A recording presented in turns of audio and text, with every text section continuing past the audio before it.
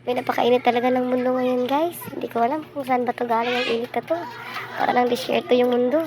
Grabe, sobrang init. Hindi nga lang ako halos makalabas sa sobrang init. Guys, yun na yung mga kapatid ko. Babad na babad sa init. Paglalaba pa. Grabe, parang wala lang yung init sa kanila. Grabe, ano kayang pawin ng mga tao to? Grabe naman, sa sobrang init. Laba pa din, oh. Tingnan nyo, oh. Grabe, sobrang fitty pa din. Kahit naglalaba na, ang ganda-ganda pa din, oh.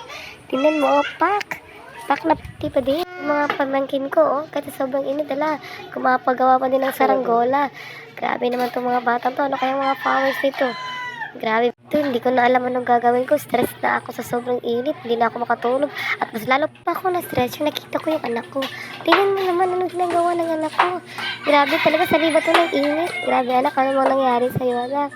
Sobrang init, ginan ka na. Guys, ang ganda pa rin ng kapatid ko. Kahit nakababad na sa init, galing pa yan sila ba? Pero sobrang fresh na fresh. Pak! Parang Ivana Alawi lang yung mukha, at saka yung katawan, pak! Oh, saan ka dyan? Fit na yan ha. Galing pa yan paglaba. Babad pa yan sa init, pero ang ganda pa din. Tingnan nyo, oh, sexy.